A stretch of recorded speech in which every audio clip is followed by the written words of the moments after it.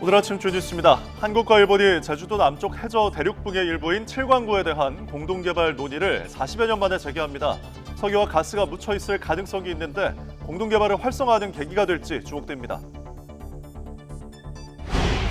국제사회의 휴전 제안을 외면하고 있는 이스라엘이 레바논 수도 베이루트 추가 공습에 나섰습니다. 이스라엘군은 이번 공습으로 헤즈볼라의 드론 사령관을 제거했다고 밝혔습니다. 조 바이든 미국 대통령이 우크라이나에 79억 달러, 우리 돈 10조 원 규모의 안보 지원 방안을 발표했습니다. 이 지원안에는 사거리 130km 미사일 제공도 포함됐습니다. 오는 11월 미국 대선이 끝난 뒤 북한이 7차 핵실험을 할 수 있다고 국가정보원이 전망했습니다. 북한이 보유한 핵물질에 대해선 최소 2자릿수 이상의 핵무기를 만들 수 있을 정도의 상당한 양이라고 분석했습니다. 김건희 여사의 명품 가방 수수 의혹을 수사한 검찰이 수사 결과를 검찰총장에게 보고했습니다. 김 여사와 최재형 목사 모두 불기소해야 한다고 보고한 걸로 알려졌는데 조만간 처분 결과를 발표할 전망입니다. 음주뺑소니로 사망사고를 낸 마세라티 운전자가 이틀 만에 붙잡혔습니다. 광주광역시에서 사고를 냈는데 이틀간 도피 끝에 붙잡힌 곳은 서울이었습니다. 시청자 여러분 안녕하십니까? 금요일 아침 뉴스타트 2부 시작합니다. 석유자원 탐사구역인 제7광구에 대한 한일 남부 대륙분 공동개발 협정의 종료 통보 가능 시점이 9개월 앞으로 다가온 가운데 한일 외교당국이 약 40년 만에 협정 이행 문제를 논의하는 공동위원회를 재개합니다. 한일 양국은 지난 1985년 제5차 공동위원회를 개최한 이후 40년 가까이 후속 회의를 중단했다가 오늘 도쿄에서 제6차 공동위원회를 개최한다고 밝혔습니다. 외교부 당국자는 이번 공동위는 그동안 우리 정부가 공동위 개최를 일본에 지속적으로 요구해온 노력의 결과라며 적극적인 태도로 임할 것이고 협정 관련 모든 시나리오를 염두에 두고 다각적으로 대응 방안을 검토할 거라고 말했습니다. 이스라엘군이 베이루트 남부 교회 주택가를 공습해 헤즈볼라 드론 사령관을 암살했다고 AP통신 등 외신들이 보도했습니다. AP통신 등 외신들에 따르면 현지 시간 26일 이스라엘군이 전투기를 동원해 다히에에 있는 알카임 모스크 인근 아파트 건물을 폭격했습니다. 이스라엘군은 성명에서 이스라엘을 겨냥해 공중 테러 공격을 지휘한 모하메드 후세인 사루르를 베이루트에서 공격해서 제거했다고 확인했습니다. 레바논 보건부는 이번 공습에서 미사일 3발이 떨어져 최소 4명이 숨지고 15명이 부상했다고 밝혔습니다. 러시아군이 밤새 우크라이나 에너지 운송시설 3곳을 미사일과 드론으로 공습했다고 외신들이 보도했습니다. 데니스 슈미알 우크라이나 총리는 공격받은 시설 가운데 한 곳은 남부 미콜라이우 주에 있다고 밝혔습니다. 우크라이나 서부 이바노프란키우스크 당국은 에너지 인프라가 공격을 받아 일부 지역이 정전됐다고 전했습니다. 유엔은 러시아의 공습으로 우크라이나 발전 용량의 약 70%가 손상을 입은 것으로 파악했습니다. 조 바이든 미국 대통령은 러시아와 전쟁 중인 우크라이나에 79억 달러, 우리 돈으로 10조 4천억 원 규모의 안보 지원을 제공한다고 발표했습니다.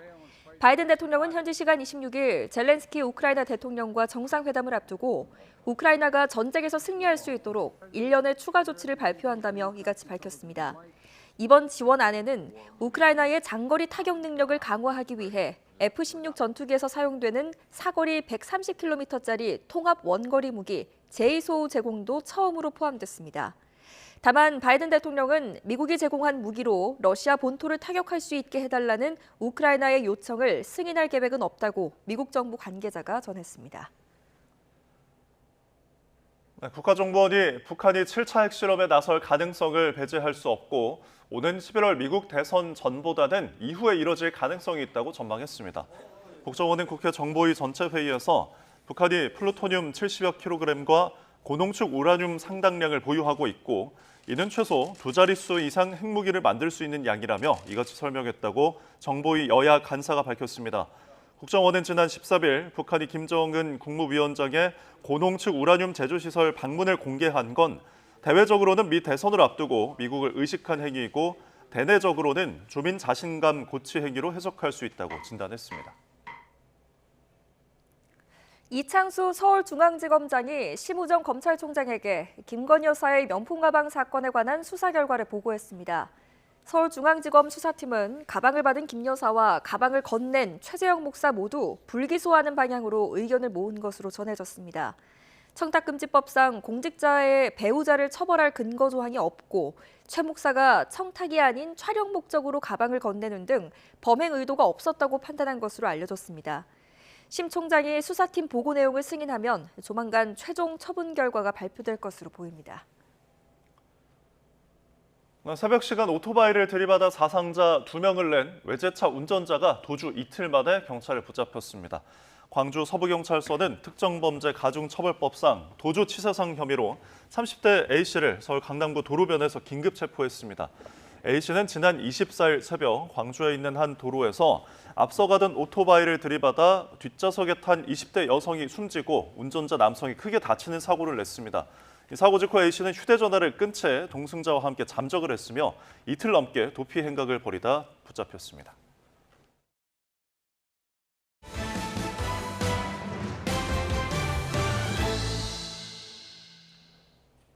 네, 일본의 비협조로 공동개발이 멈춰선 석유자원 탐사구역 제7광구에 대한 협정을 일본이 종료할 수 있는 시점이 9개월 앞으로 다가왔는데요. 네, 이를 앞두고 한일 당국이 약 40년 만에 협정 이행 문제를 논의하는 공동위원회를 오늘 재개하기로 했습니다.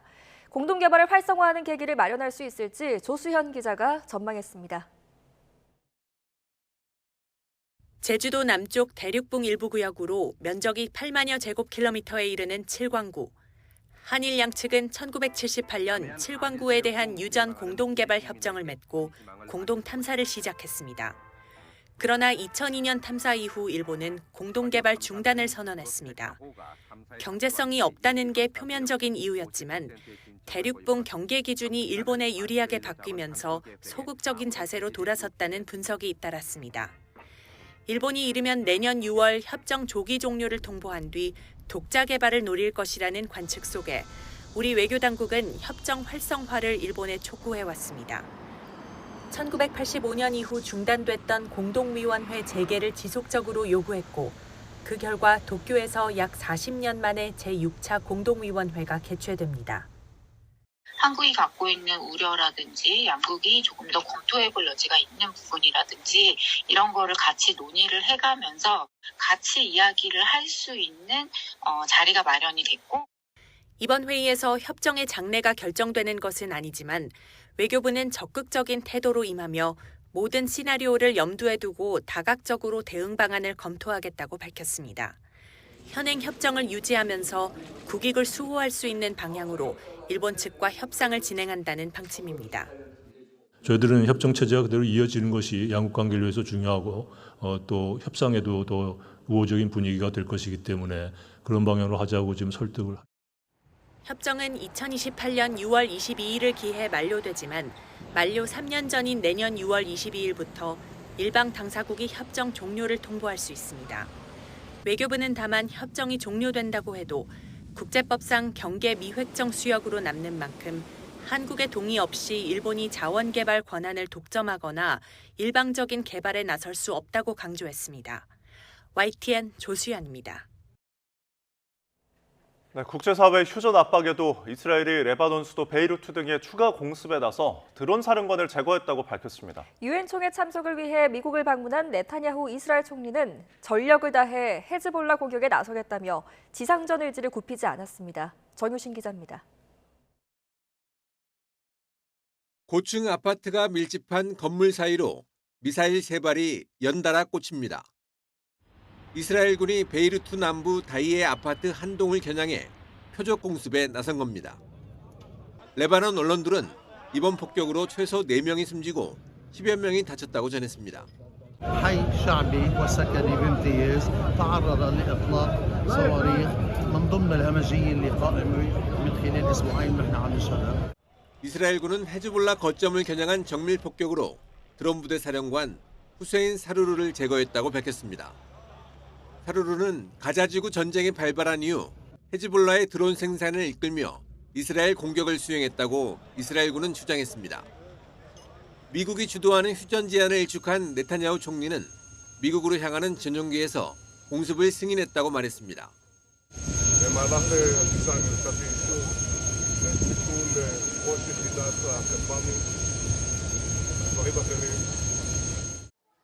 레바논 수도 베이루트에서 헤즈볼라 사령관을 겨냥한 공격은 이번이 네 번째입니다. 앞서 20일엔 헤즈볼라의 특수부대 지휘관 이브라임 아킬이, 지난 24일엔 헤즈볼라의 미사일 부대 사령관 이브라임 무함마드 쿠바이시가 폭사했습니다.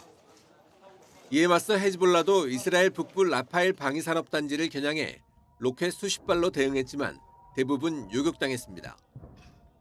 이른바 북쪽의 화살로 명명한 이번 작전에서 이스라엘군은 공습에 이어 전면전 채비도 마쳤습니다. 레바논 접경지를 담당하는 7기가 묘단 등은 지상전 훈련을 마친 뒤에 북부 국경에서 인접한 곳까지 탱크와 장비를 이동하고 있습니다.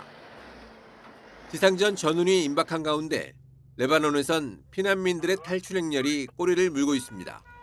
لا بالله دمى تضرب صواريخ الله ما طلعنا من تحت الموت. 이스라엘의 대규모 공습이 시작된 지난 한 주 동안 레바논에서 사망자는 700명에 육박하고 9만여 명이 집을 잃은 것으로 파악됐습니다. YTN 정유신입니다. 우크라이나군의 본토 공격에 대응해 러시아군이 에너지 운송시설 등을 공습했습니다. 젤렌스키 대통령이 지원 확보를 위해 미국을 방문하고 있는 가운데 바이든 대통령은 10조 원대의 대규모 안보 지원을 발표했습니다. 김지영 기자가 취재했습니다. 어두운 밤하늘에 사이렌 소리가 요란합니다. 우크라이나 수도 키이우 등지에 러시아군이 밤새 미사일과 드론을 날려 방공망이 가동됐습니다. Подумала, що зараз буде взриватися дом, чи буде сильний пожар, і треба швидше вибігти на вулицю. Стало як зарево таке, видно стало дуже. 특히 러시아군은 우크라이나 에너지 운송 시설에 대한 공습을 집중했습니다. 유엔은 러시아의 공습으로 우크라이나 발전 용량의 약 70%가 손상을 입은 것으로 파악했습니다. 군수물자를 가동하는 에너지 시설 공격은 전쟁 규범에 어긋나지 않는다는 게 러시아 측 주장입니다.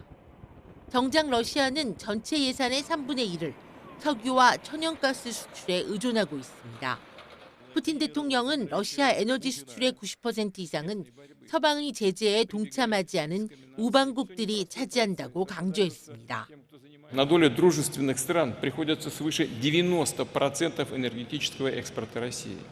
При этом его физический объем, за исключением природного газа, тоже для специалистов понятно почему, практически сохранилось на уровне 2021 года.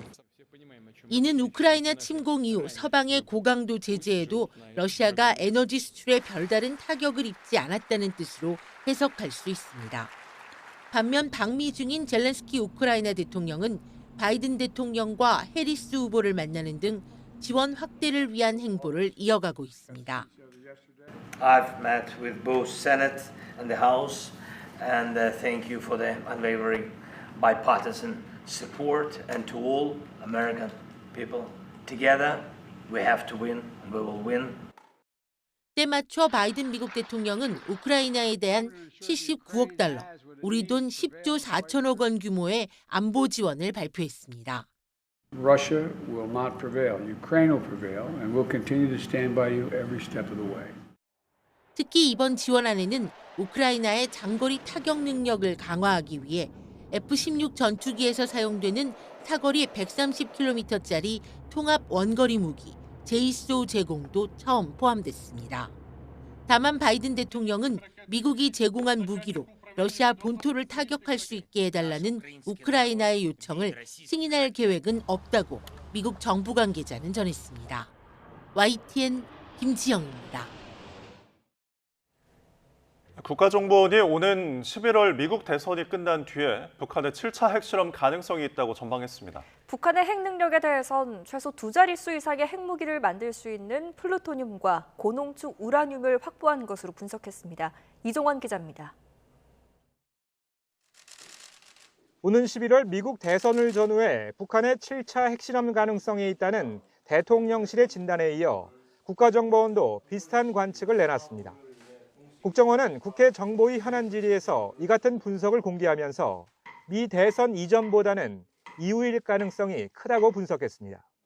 ICBM 발사라든지 인공위성 발사나 미사일 발사 다양한 수단들이 있기 때문에 미 대선 전보다는 더 후가 될 가능성이 있지 않겠느냐라는 분석이 있었습니다. 북한의 핵 능력에 대해선 기존에 알려진 대로 플루토늄은 70kg가량, 고농축 우라늄도 상당량을 보유하고 있다며 최소 2자릿수 이상의 핵무기를 만들 수 있는 양이라고 분석했습니다. 최근 북한이 김정은 국무위원장의 고농축 우라늄 제조시설 방문을 공개한 의도에 대해선 미국 대선 등 대외적인 요인은 물론 북한 내부 결속을 위한 대내용 메시지 성격도 있는 것으로 봤습니다. 해당 제조시설 위치에 대해선 영변보다는 평양 인근인 강선일 가능성이 크다면서도 단정하진 않았습니다. 북한이 농축 우라늄 활동을 가속화하려는 조짐을 보이는 가운데 영변에서의 또 다른 원자로 가동이나 이런 것에 대해서도 계속 우리가 감시 내지는 주시하고 있다. 국정원은 지난 18일 북한의 고중량 탄두를 장착한 전술 탄도미사일 시험 발사는 정밀 타격 능력을 검증할 목적이었다며 두 발 가운데 한 발이 표적지에 도달해 과거보다 조금 개선됐다고 평가했습니다. YTN 이종원입니다. 김건희 여사의 명품 가방 수수 의혹을 수사한 검찰이 김 여사 최재형 목사의 처분 방역을 검찰총장에게 보고했습니다. 이 수사팀은 김 여사와 최 목사 모두 재판에 넘기지 않기로 결론 내긴 걸로 전해졌는데요. 조만간 처분 결과를 발표할 전망입니다. 홍민기 기자입니다. 이창수 서울중앙지검장이 심우정 검찰총장과의 첫 정기 보고에서 명품 가방 의혹 수사 결과를 보고했습니다. 수사팀은 김건희 여사와 최재형 목사를 모두 불기소하기로 가닥을 잡은 것으로 알려졌습니다. 김 여사가 최 목사에게 받은 300만 원 상당의 명품 가방과 향수, 화장품 등 선물에 직무 관련성과 대가성이 인정되지 않고 따라서 김 여사에 대해 변호사법 위반과 알선수재 혐의를 적용할 수 없다고 본 것으로 전해졌습니다. 또 공직자 배우자에 대한 처벌 조항이 없는 청탁금지법 위반에도 해당하지 않는다고 판단한 걸로 알려졌습니다. 김 여사 수심위에서 만장일치로 불기소 처분을 권고한 것과 달리 최 목사 수심위에서는 법조인들 사이에서도 직무 관련성 여부에 대한 판단이 나뉘는 만큼 법원 판단을 받아보자는 권고가 나왔지만 검찰은 직무 관련성이 인정되지 않는 이상 최 목사에 대해서도 청탁금지법 혐의를 인정할 수 없다고 보고 무혐의 결정을 내린 것으로 전해졌습니다. 검찰이 이대로 사건을 처분한다면 수심위의 기소 권고에도 불구하고 사건을 불기소하는 첫 번째 사례가 됩니다. 검찰은 지휘권을 가진 심 총장의 최종 승인을 받아 다음 주쯤 처분 결과를 발표할 전망입니다. YTN 홍민기입니다. 김건희 여사는 지난 7월 검찰 조사에서 2010년 5월 이후로 자신이 직접 대신증권 계좌를 운용했다고 진술한 걸로 전해졌습니다. 문제의 김 여사 계좌는 도이치모터스 사건 1, 2심 재판부가 시세 조종에 동원됐다고 명시한 김 여사 명의의 계좌 3개 중 하나로 2010년 11월 1일 도이치모터스 주식 8만 주를 주당 3,300원에 매도하는 주문이 체결됐습니다. 김 여사는 지난 7월 20일 검찰 대면 조사에서 매도 결정은 김 씨 등이 서로 나눈 문자 메시지와 무관하다고 설명을 한 것으로 알려졌는데 주가 조작범들의 지시 관여 없이 독자적으로 판단해서 주식을 거래했고 결국 짜고 치는 통정 매매도 아니었다는 취지의 진술로 보입니다. 지난 24일 광주에서 음주 뺑소니 사고를 낸 마세라티 운전자가 도주 이틀 만에 서울에서 붙잡혔습니다. 또 충북에선 화물차에 실려있던 맥주 300여 상자가 쏟아져서 도로가 아수라장이 되기도 했는데요. 간밤에 사건 사고 소식 강민경 기자가 정리했습니다. 앞서가던 오토바이를 빠른 속도로 들이받는 흰색 차량. 광주 서구 화정동의 한 도로에서 음주 뺑소니로 20대 여성을 숨지게 하고 남자친구인 운전자 남성을 크게 다치게 한 마세라티 운전자가 도주 이틀 만에 경찰에 붙잡혔습니다. 어젯밤 10시쯤 서울의 한 지하철역 근처에서 검거된 30대 A씨는 지난 24일 새벽 사고 직후 승용차를 버리고 동승자 B씨와 함께 잠적해 이틀 넘게 도피를 이어왔습니다. A씨와 동승자 B씨까지 긴급 체포한 경찰은 이들과 함께 술을 마시고 도피를 도운 C씨까지 입건해 정확한 범행 경위와 추가 조력자 등을 파악할 예정입니다. 초록색 맥주 상자가 도로를 가득 메우고 있습니다. 깨진 병에서 쏟아진 맥주가 고인 빗물처럼 흥건합니다. 어제 저녁 9시 반쯤 충북 충주시 용두동의 한 3차선 도로를 달리던 화물 차량의 문이 열려 안에 있던 맥주 300여 상자와 30리터 맥주통 120여 개가 도로로 쏟아졌습니다. 경찰은 2개 차선을 통제해 현장을 치웠는데 시민 10여 명도 함께 현장을 수습하는 과정에서 한 명이 다쳐 병원으로 옮겨졌습니다. 어제 오후 6시쯤엔 부산 사상구 서부산 낙동강교를 달리던 트럭에서 갑자기 불이 났습니다. 다친 사람은 없었지만 차량 일부가 타면서 소방서 추산 290만 원의 재산 피해가 났고 퇴근 시간 정체도 있었습니다. 오후 3시쯤엔 호남고속도로 대전 방향 유성나들목 인근에서 기초훈련을 마치고 이동하던 군인 100여 명을 태운 버스 3대와 인솔 승합차가 연달아 부딪혀 군인 18명이 다쳤지만 모두 생명에 지장은 없었습니다. YTN 강민경입니다. 사건 사고 한 줄 뉴스입니다. 그젯밤 10시 10분쯤 서울 영등포역 인근에서 오토바이를 몰다가 난폭 운전을 지적받자 너클을 끼고 행인을 폭행한 남성이 경찰에 붙잡혔습니다. 대학생 연합동아리에서 불거진 대규모 마약 사건에 대학병원 의사와 기업의 임원까지 연루된 것으로 드러났습니다. 대학병원 의사는 투약 당일 수술도 진행한 것으로 조사됐습니다. 어제 저녁 9시 20분쯤 제주 서귀포시 강정동의 한 리조트에서 수학여행으로 온 학생 8명이 소화기 분말을 흡입했다가 인근 병원으로 옮겨졌습니다. 지난 6월 경기 양주시에 있는 공장에 근무 중이던 헤어진 여자친구에게 앙심을 품고 찾아가 흉기를 휘둘러 살해한 40대가 무기징역을 선고받았습니다. 중학교 동창생을 장기간 괴롭히다 재작년 8월 찜질방에서 목을 졸라 숨지게 한 혐의로 재판에 넘겨진 20대가 1심에서 징역 5년의 실형을 선고받았습니다. 대법원은 신앙훈련을 빙자해 교인들에게 대변을 먹이는 등 가혹행위를 한 빛과 진리교회 김명진 담임 목사에게 징역 2년을, 관계자 2명에게 징역 1년과 10개월을 각각 확정했습니다. 수사를 무마해주겠다며 지역은행의 부실대출 수사에 연루된 사건 관계인들로부터 5억 원을 받아챙긴 혐의로 변호사 A씨가 구속됐습니다. 태영호 민주평화통일자문회 사무처장의 장남인 30대 태모 씨가 투자 명목으로 4,700만 원을 빌린 뒤 돌려주지 않는 등 사기 혐의로 피소돼 경찰이 수사에 착수했습니다. 미국에서 선수 생활을 하고 있는 야구 선수 박효준이 병역법 위반 혐의로 고발을 당한 뒤 여권 반납 명령까지 받은 사실이 뒤늦게 알려졌습니다. 지금까지 한 줄 뉴스였습니다. 금요일 아침 출근길 선선하게 하루를 시작하고 있습니다. 현재 서울과 광주 19도 안팎을 보이며 어제 같은 시각보다 조금 낮게 출발하고 있는데요. 한낮에는 28도 안팎까지 올라 서쪽 지방을 중심으로 늦더위가 나타나겠습니다. 낮 기온이 오르는 만큼 일교차도 크게 벌어져 조심하셔야겠습니다. 오늘 내륙 하늘에는 구름만 다소 지나겠습니다. 다만 아침까지 경기와 강원, 충북과 남부 내륙을 중심으로는 안개가 짙게 끼겠습니다. 동풍의 영향으로 영동 지방에는 차츰 비가 시작되겠고 내일까지 최고 100mm 이상의 폭우가 쏟아지겠습니다. 또 오늘 내륙 곳곳으로는 한때 5에서 20mm의 소나기가 지나는 곳이 있겠습니다. 자세한 지역별 기온 살펴보겠습니다. 현재 서울 기온은 19.3도, 청주 20.7도를 보이고 있습니다. 한낮에는 예년 기온을 3, 4도가량 웃돌며 덥겠습니다. 오늘 낮 기온은 서울 28도, 광주와 대구도 28도까지 오르겠고요. 반면 동해안 지역은 강릉 23도, 포항 25도에 그치겠습니다. 날씨였습니다.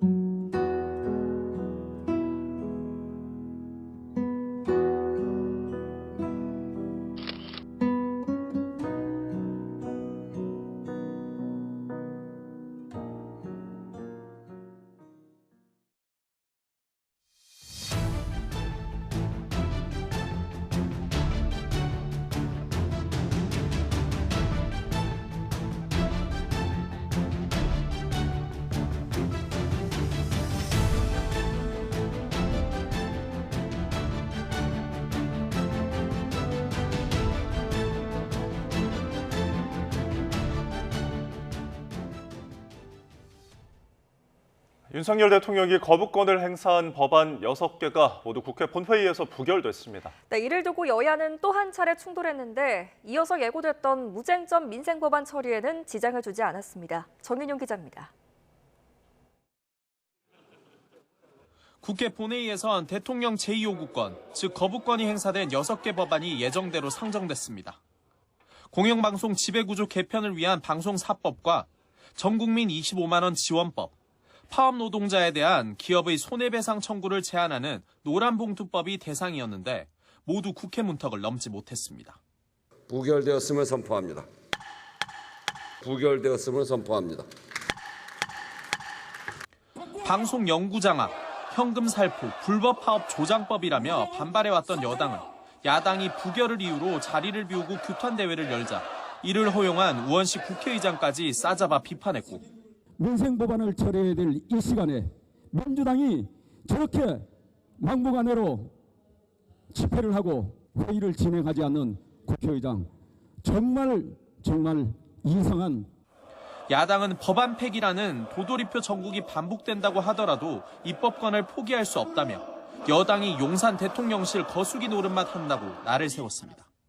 민생 개혁 입법 거부하는 윤석열 정권 규탄한다.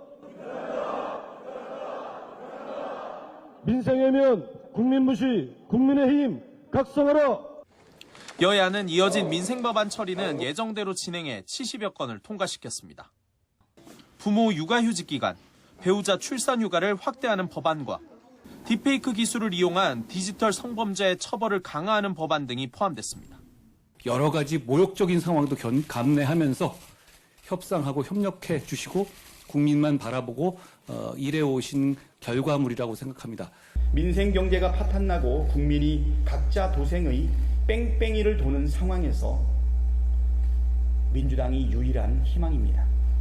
일각에선 다음 달 국정감사를 앞두고 뒤늦게 민생법안을 무더기 처리한 것 아니냐는 비판도 나옵니다.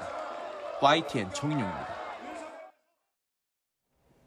네, 더불어민주당이 내년부터 예정된 금융투자소득세 시행을 유예할지 여부를 놓고 좀처럼 갈피를 못 잡고 있습니다. 공개 토론회를 열고도 한 달가량 더 수기하겠다던 지도부는 불확실성을 키운다는 지적이 잇따르자 조속히 결론을 내겠다고 입장을 바꿨습니다. 나혜인 기자입니다. 금투세 도입을 둘러싼 공개 토론 이후 첫 정책 조정 회의를 연 민주당은 언제 어떻게 당론을 정할지 고심을 이어갔습니다. 다만 될 수 있으면 이른 시일 안에 이 문제를 논의할 의원총회를 열겠다고 강조했습니다. 하루 전 앞으로 한 달 동안 의견 수렴 과정을 거치겠다던 당대표 비서실장의 브리핑은 공식 입장이 아니라고 진화에 나섰습니다. 약간의 좀 혼선이 있었던 것 같습니다. 의총 개최 시기와 관련된 주장은 개별적인 의견이다. 세제 시행을 석 달 앞두고 논쟁만 거듭해 금융시장의 불확실성만 커졌다는 투자자들의 비판이 기류를 바꾼 것으로 보입니다. 토론회에서 나온 인버스 투자 같은 발언이 여론의 반감을 산 것도 영향을 끼쳤습니다. 이재명 대표는 국회 본회의를 맞아 열린 의원총회에서 거듭 신중한 언행을 당부했고 발언의 당사자인 김영환 의원은 물의를 일으켰다며 유감을 표명했습니다. 하지만 여전히 찬반 양론은 팽팽한 상황입니다. 금투세를 예정대로 도입해야 한다고 주장해온 진성준 정책위 의장은 오히려 일반 투자자들에게 혜택을 주는 세금이라며 유예를 넘어 폐지까지 주장한 정성호 의원과 각을 세웠습니다. 5천만 원 이상의 수익이 발생했을 때 그 초과분에 대해서 과세하자는 것 아닙니까? 대다수의 개미 투자자들에게는 해당 사항이 없다. 여당은 결정권을 쥔 다수당이 정치적 득실을 따지느라 문구적대고 있다며 이재명 대표의 결단을 거듭 압박했습니다. 더불어민주당은 대한민국의 증시와 대한민국의 경제를 포기했습니까? 그러니까 그런 식으로 인버스나 숏 쳐서 돈 벌라고 권유하는 겁니까? 민주당 내부에선 국정감사를 앞두고 금투세 논쟁을 하느라 대여 투쟁에 집중하지 못할까 걱정하는 분위기도 읽힙니다. 지도부의 교통 정리가 필요하다는 목소리도 점차 커지고 있습니다. YTN 나혜인입니다. 네, 오늘의 경제 일정입니다. 폭염으로 폭등한 배추값을 잡기 위해 중국에서 들여오기로 한 물량이 오늘 처음 정부 창고에 입고됩니다. 농림수산식품부는 배추 초도 물량 16톤을 중국에서 들여와 가락시장을 통해 유통할 예정이라고 밝혔는데요. 또 이번에 수입한 중국산 배추는 대부분 수출용 김장업체나 외식업체에 공급해 소비자가 직접 구매할 일은 없을 거라고 설명했습니다. 기업이 경기 전반에 대해 어떻게 생각하는지를 알 수 있는 지수가 발표됐습니다. 한국은행은 오늘 9월 전산업 기업 심리 지수가 91.2로 8월보다 1.3%포인트 떨어졌다고 밝혔습니다. 주요국 경기 둔화 우려로 제조업과 비제조업 모두 체감 경기가 나빠진 것으로 분석됩니다. 한국은행이 8월 금융기관 가중 평균 금리를 공개합니다. 7월에는 은행권 대출 금리가 2달째 내림세를 이어갔고 주택담보대출 금리는 2년 10개월 만에 최저치를 기록했는데요. 이런 추세가 계속 이어질지 관심입니다.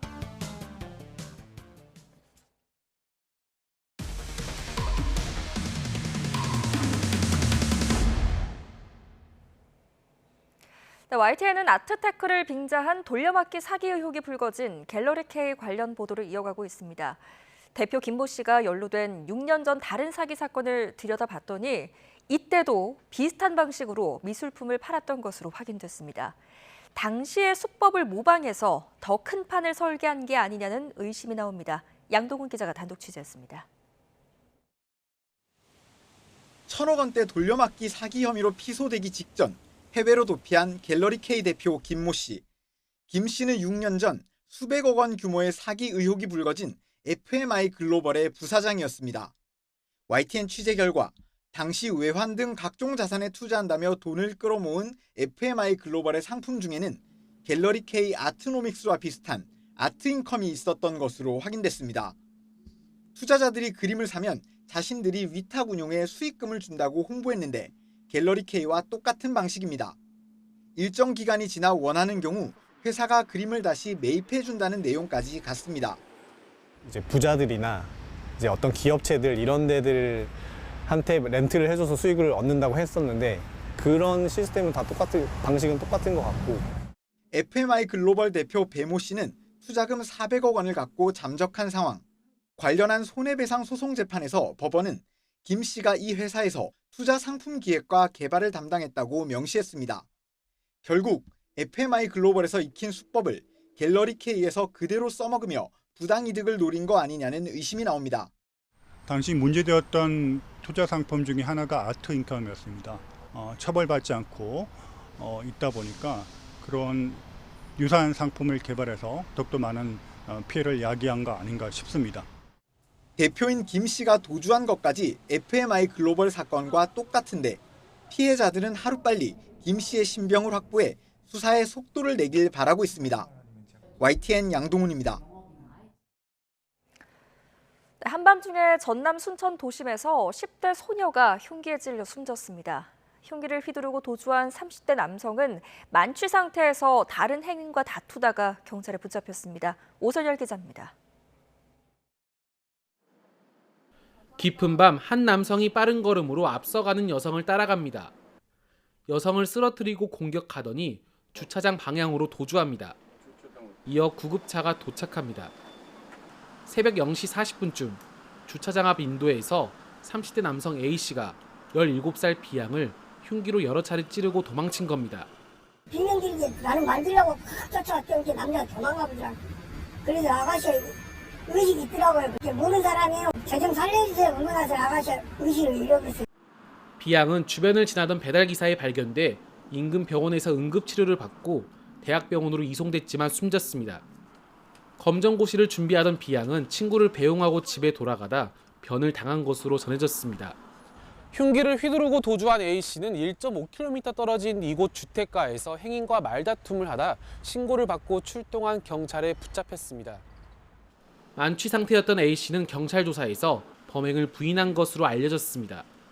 경찰은 A씨가 사용한 것으로 추정되는 흉기를 범행 장소 인근에서 발견하고 이른바 묻지마 범죄 등 여러 가능성을 열어둔 채 수사하고 있습니다. 살인은 일단 1차 살인. 그 절차는 뭐 차근차근 해나가야지. 이 사람도 심리에 뭐 다른 반응 나올 수도 있으니까. 경찰은 A씨에 대해 살인 혐의를 적용하고 조사를 마치는 대로 구속영장을 신청할 방침입니다. YTN 오셀입니다. 지적장애가 있거나 경계선 지능인 선원의 임금을 가로챈 선원 소개업자가 해경에 적발됐습니다. 선원들 월급의 절반 이상을 가로챘는데 알고 보니 이 사람 상습범이었습니다. 이명준 기자입니다. 해경 직원들이 부산에 있는 무등록 선원 소개소를 압수수색합니다. 이 소개소의 대표인 50대 A씨는 지적장애가 있거나 경계성 지능인 선원의 임금을 가로챘습니다. A씨는 3년 동안 선원 3명의 월급 가운데 1억 3천만 원을 챙겼습니다. 선원들을 소개소에 데려와 숙식 제공을 하며 이를 빌미로 채무를 지게 하고 월급을 챙긴 겁니다. 피해 선원들이 지적 장애나 경계선 지능 장애를 가지고 있다 보니까 판단 능력이나 의사결정 능력이 부족합니다. 그래서 피의자는 이런 점을 악용을 해서 피해 선원들은 절반도 안 되는 월급을 받으며 통발 어선에서 고된 일을 해야 했습니다. 또 어업을 마치고 육지로 돌아와서도 배에 갇혀 지내야 하기도 했습니다.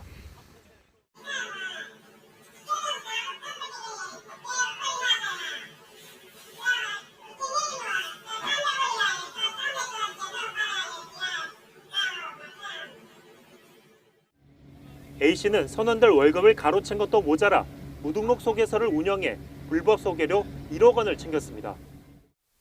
여기에 선원 3명과 짜고 어선에 타 일을 할 것처럼 선주들을 속여 선급금으로 1억 4천만 원을 가로채기도 했습니다.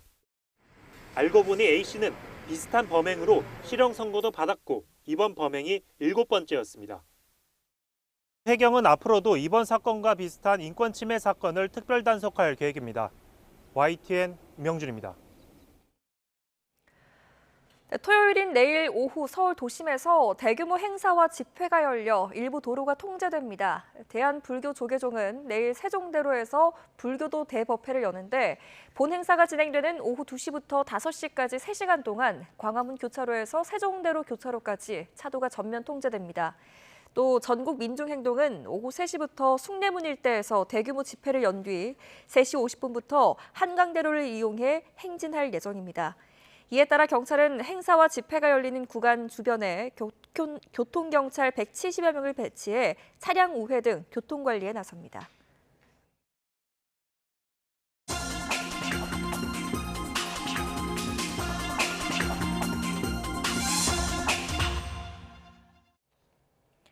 오늘의 글로벌 픽입니다.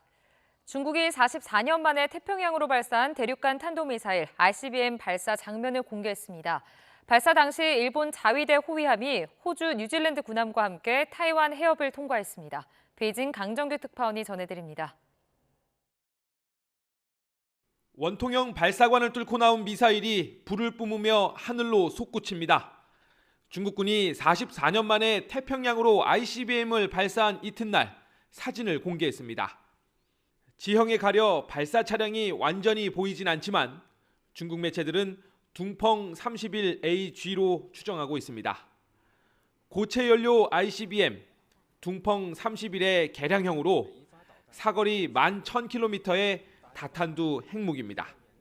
此次导弹发射是年度军事训练例行性安排，不针对任何特定国家和目标。 그러나 일본 매체들은 중국을 견제하는 오커스 동맹을 겨냥한 발사였다고 썼습니다. 중국이 미국과 영국, 호주 등에 사전 통보했고 탄착점도 호주 근해라는 겁니다. 최근 쿼드 정상회의에서 바이든 대통령이 실수로 흘린 발언에 대한 대답이란 말도 들립니다. China continues to behave aggressively, testing us all across the region. 공교롭게도 중국의 ICBM 발사 당시 일본 자위대 호위함이 처음으로 타이완 해협을 통과했습니다. 호주와 뉴질랜드 군함도 같이 움직였습니다. 台湾问题是不可逾越的红线，已向日方提出了严正交涉。 이번 발사 시점이 유엔 총회 개막과 겹친 데다 중국 남부정구 사령관이 미국 인도태평양 사령부를 다녀온 직후란 점도 다양한 해석을 낳고 있습니다. 베이징에서 YTN 강정규입니다.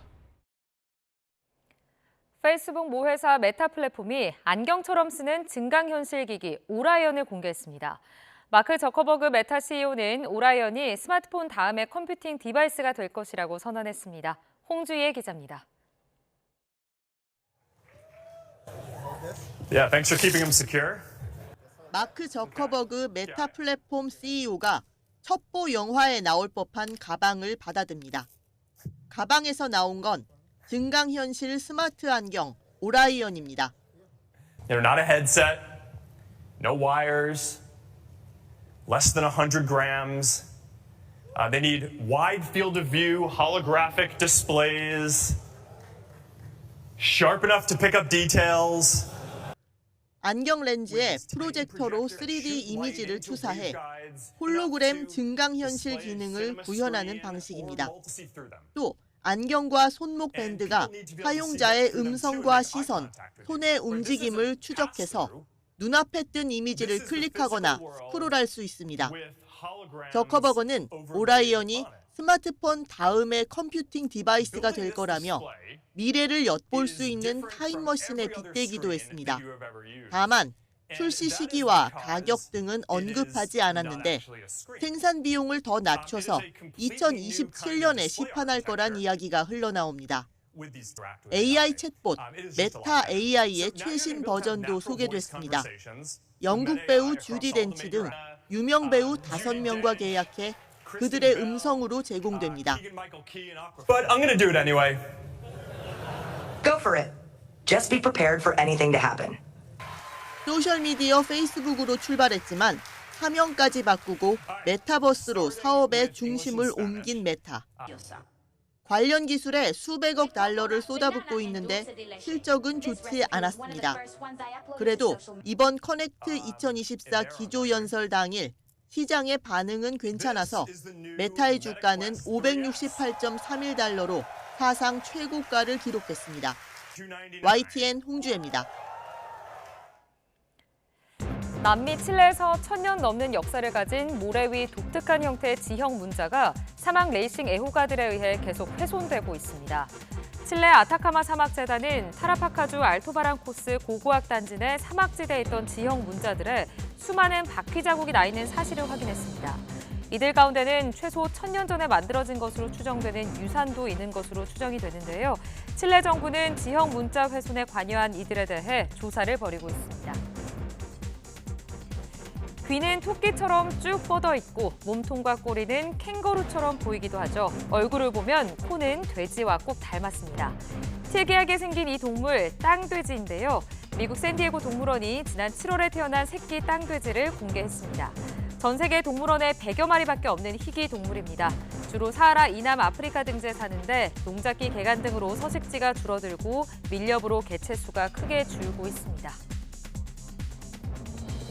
미국 남동부에 강력한 허리케인이 근접하면서 플로리다 해안 지역 곳곳이 침수되는 등 피해가 나타나고 있습니다.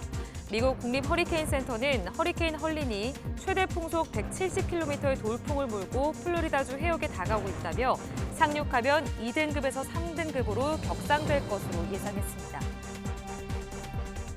브라질 대법원의 판결 이행을 거부하며 각을 세우다 백기투항한 사회관계망 서비스 플랫폼 X가 남미 최대 인구를 보유한 브라질에서 서비스 재개를 위해 전략을 바꿨습니다.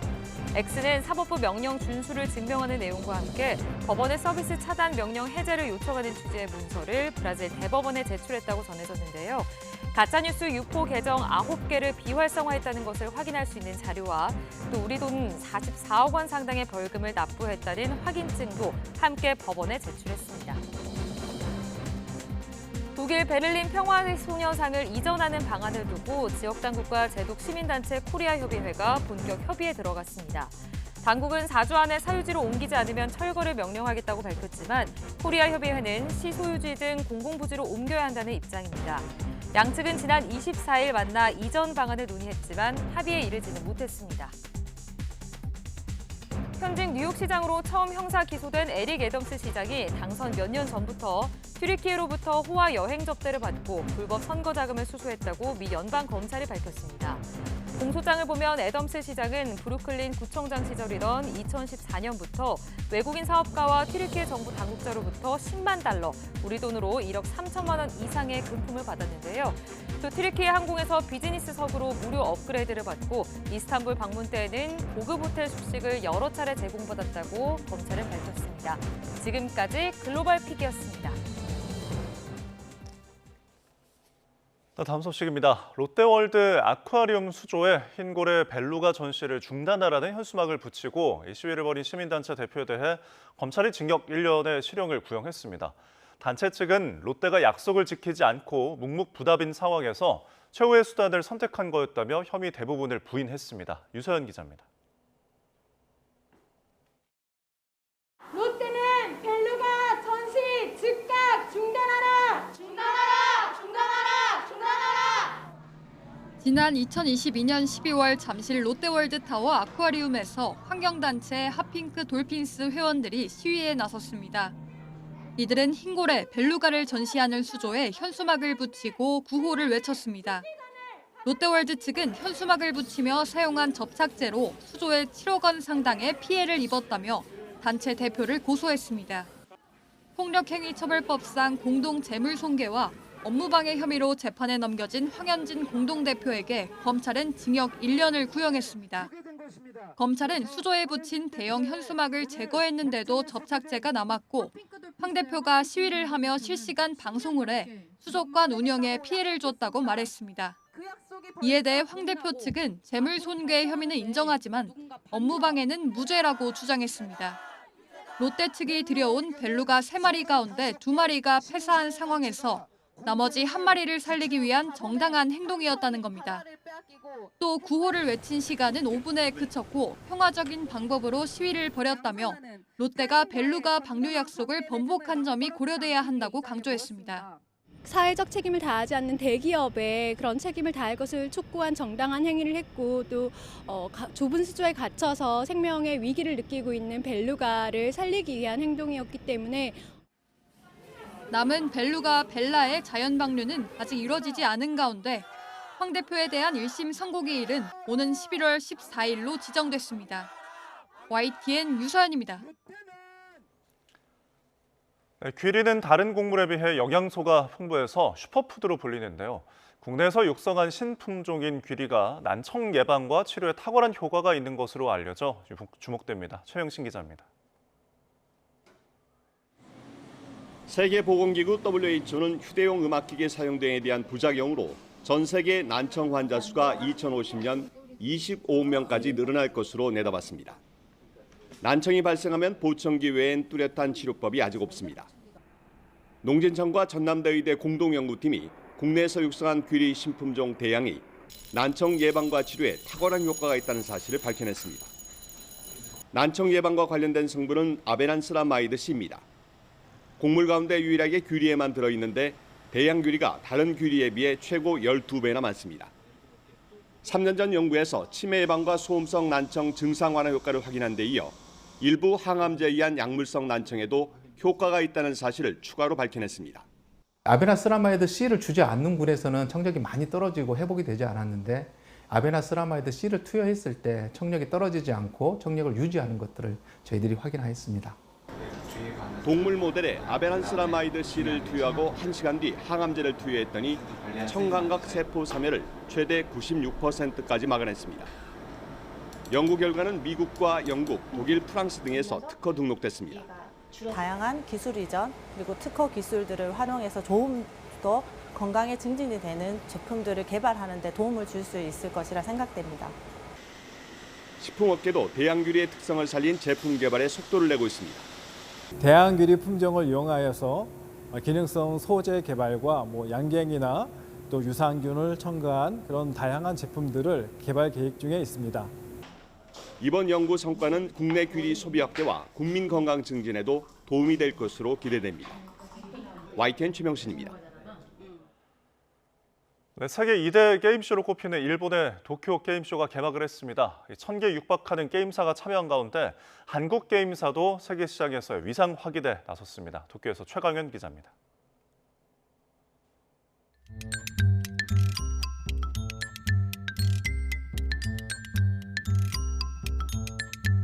아시아 최대의 게임 축제 도쿄 게임쇼가 개막했습니다. 지난달 열렸던 독일 게임스컴과 함께 세계 2대 게임쇼로 꼽힙니다. 올해 참가 게임사만 무려 979개, 부스는 3,252개로 역대 가장 큰 규모를 자랑합니다. 한국 게임사도 30여 곳이 참여했는데 글로벌 게임 강국인 일본에서 게이머들의 반응을 직접 확인할 수 있는 자리가 됩니다. 넥슨은 독일 게임스컴에서 좋은 평가를 받았던 카잔의 단독 부스를 운영합니다. 카잔은 던전 앤 파이터 세계관을 기반으로 하는 콘솔 게임으로 특유의 액션성을 강조한 싱글 플레이 기반이 특징입니다.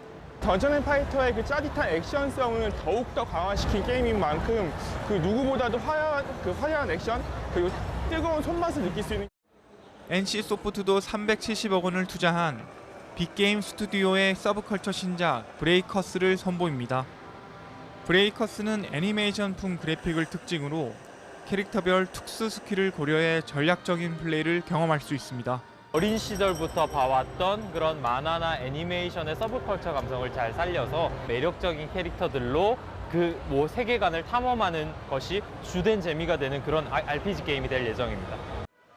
크래프톤도 구글 플레이와 협업 파트너 부스를 통해 다크앤다커 모바일의 게임 시연회 자리를 마련했습니다. 이번 도쿄게임쇼에는 5년 만에 참여한 소니에 이어 일본 유명 게임사들의 신작도 출품돼 이목을 끌었습니다. 도쿄게임쇼는 아시아권 최대의 게임 축제로 꼽힙니다. 그만큼 일본과 중국, 미국 등 글로벌 게임사가 총 출동합니다.